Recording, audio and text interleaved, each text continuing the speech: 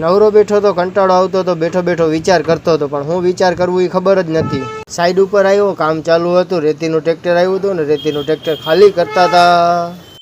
Comedy ભાઈબંધ આવ્યો, ગાડી લઈ આવ્યો, ગાડીમાં સાથીઓ કરીને રખડવા નીકળી ગયો. દ્વારકાની બજાર હાવ ખાલી, કેમ કે મોંઘવારી બહુ વધતી જતી. નાથાની ગાડીમાં પંચર ને નાથો દોડાવીને જાય ગાડી.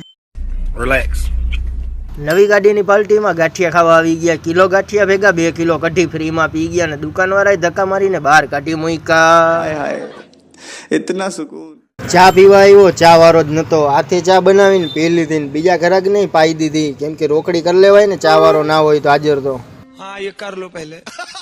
તરસ લાગી, પાણીની બોટલ લીધી. પાણીની બોટલ પાછી નારિયેલ પાણી વાળી, કેમ કે કંપની વાળા એમ કહે છે કે આ પાણી પીઓ એટલે તમારે નારિયેલ પીવાની જરૂર ના પડે. એટલે તમે બધા આ ટ્રાય કરજો. પ્રમોશન નથી કંપનીનું, આપણે તો ખાલી મસ્તી કરીએ છીએ. કેસો લગા મેરા મજાક. પાણી પી લીધું ને ફાકીનું કહેતા ભૂલી ગયો. તો હવે ફાકી બનાવે છે ને ફાકી ખાઈ લેશું, પણ પાર્સલ નથી કરવાની ભાઈ, વારવાની નથી, ખાવાની છે.